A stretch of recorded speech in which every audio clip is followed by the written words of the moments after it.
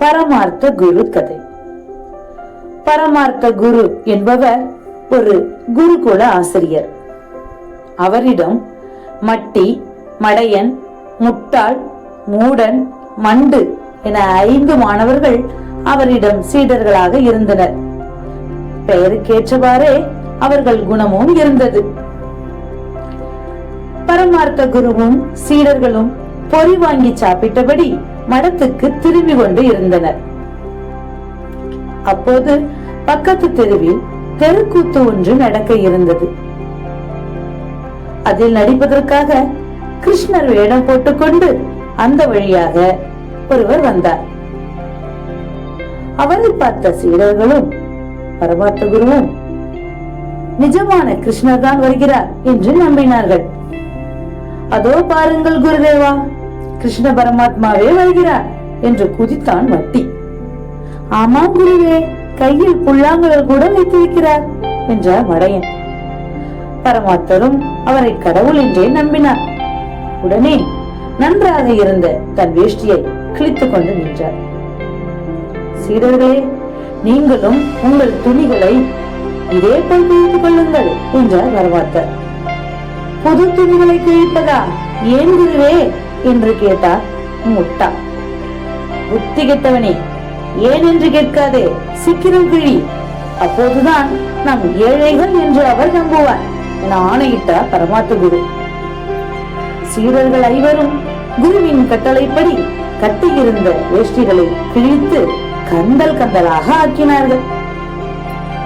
பாஞ்சாலிக்கு புடவை கொடுத்து மானம் காத்த கிருஷ்ணா, அதே போல் நீதான் எங்களுக்கும் ஆளுக்கு ஒரு புடவை கொடுத்து எங்கள் மானத்தை காப்பாற்ற வேண்டும் என்று வேண்டினார் பரமாத்தர். குருவே, நமக்கு எதற்கு புடவை என்று கேட்டான் வண்டு. அதுதானே, நமக்கு வேஷ்டி அல்லவா தேவை என்றான் மூடன். கார்மேக கண்ணா, இந்தா பொறி, உன் இஷ்டம் போல கொறி என்றபடி கொஞ்சம் பொறியை தந்தான் மட்டி.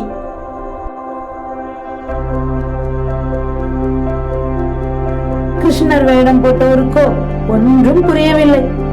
நான் கடவுள் இல்லை, எனக்கு நேரமாகிறது, என்னை போக விடுங்கள். கண்ணபெருமானே, எங்களை ஏமாற்ற நினைக்காதீர்கள் என கெஞ்சினான் முட்டாள். கண்ணா, அன்று குசேலர் கொடுத்த அவளை மட்டும் சாப்பிட்ட நீ இந்த ஏழை பரமாத்த தரும் பொறியை சாப்பிட தயங்குவது ஏன் என்றார் குரு. கோபாலா, கோவிந்தா, தயவு செய்து கொஞ்சம் பொரியாவது சாப்பிடு என்றான் மடையன். பொரியை சாப்பிடாவிட்டால் விடமாட்டார்கள் என்று நினைத்து கொஞ்சம் பொரியை சாப்பிட்டார் தெருக்கூத்து நடிகர். பொறி கொடுத்ததற்கு நன்றி, நான் போய் வருகிறேன் என்று நகரத் தொடங்கினார் நடிகர். என்ன, பொரியை தின்றுவிட்டு சும்மா போகிறீர்களா? எங்களுக்கு வேண்டிய வரங்களை கொடுங்கள் என்றார் பரமாத்தர். வரமா? அது என்ன? ஆமா, குசேலர் வீடு பொன்னாக மாறியது போல எங்கள் மனமும் தங்கமாக மாற வேண்டும். எங்கு பார்த்தாலும் பொற்காசுகளும் வைரங்களும் மின்ன வேண்டும் என்றார். எங்கள் கந்தல் உடைகள் பட்டாடையாக மாற வேண்டும் என்றான் முட்டாள். வரம் தராவிட்டால் ஆளை விடமாட்டோம் என்றான் மடையன். சரி, நீங்கள் நினைத்தபடியே நடக்கட்டும் என்று அருள் புரிவது மாதிரி கையை காட்டினார் தெருக்கூத்து நடிகர். ஆஹா, பொறிக்கு பொன் கொடுத்த கிருஷ்ணா, உன் கருணையே கருணை என்றபடி குருவும் சீடர்களும் அவர் காலில் விழுந்து வணங்கினார்கள். ஆளை விட்டால் போதும் என்று தெருக்கூத்து நடிகர் ஓட்டம் பிடித்தார். அப்பாடா, கடவுளையே நேரில் பார்த்து விட்டோம், அவரும் ஏமாந்து போய் வரம் கொடுத்து விட்டார் என்றார் பரமாத்தர். குருவே, நாம் மடத்துக்கு போகும்போது மடமெல்லாம் தங்கமாக மாறிவிட்டிருக்கும். மடம் முழுவதும் பொற்காசுகள் குவிந்து கிடக்கும். அதனால் இனிமேல் நீங்கள் நடந்து போக கூடாது என்றான் மட்டி. எங்காவது பல்லக்கு கிடைத்தால் வாங்கிவிடலாம் என்றான் மடையன். போகும் வழியில் ஒருவன் பாடை கட்டி கொண்டு இருந்தான்.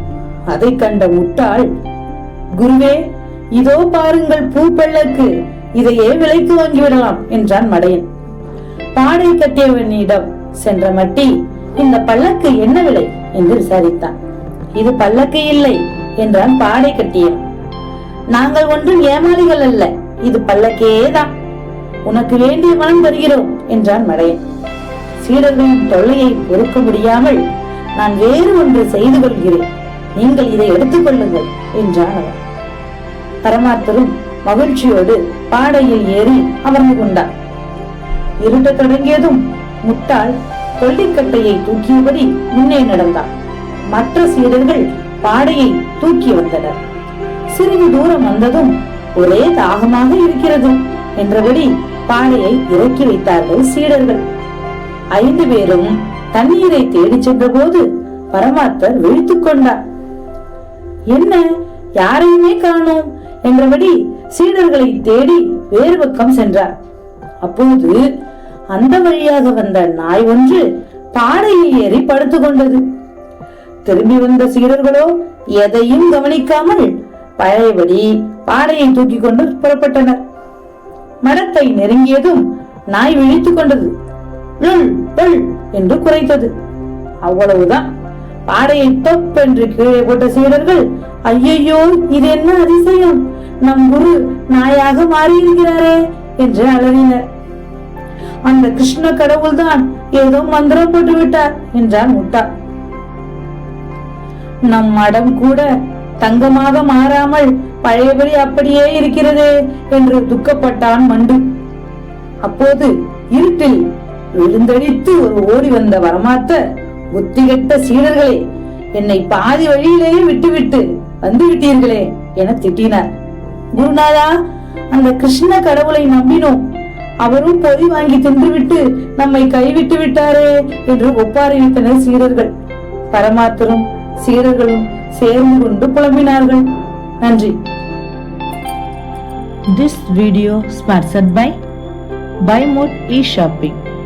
இந்த ஆப்பை பிளே ஸ்டோர்ல டவுன்லோட் செஞ்சு நம்ம வீட்டுக்கு தேவையான மளிகை பொருட்களை நம்ம வாங்கிக்கலாம். பொருட்கள் தரமாகவும் விலை குறைவாகவும் வாங்கிடலாம். டெலிவரி மிக விரைவாகவே வீட்டிற்கு அனுப்பி வைக்கிறாங்க. மற்ற முன்னணி ஆப்ஸோட இந்த BuyMode ஆன்லைன் ஷாப்பிங் ஆப்பை கம்பேர் பண்ணி கூட நீங்க பொருட்களை வாங்கலாம். ஒரு முறை வாங்கி பாருங்க, பொருட்களோட தரத்தை பார்த்து தொடரலாமா அப்படின்னு முடிவு பண்ணுங்க. One of the best online shopping BuyMode e-shopping. Thank you.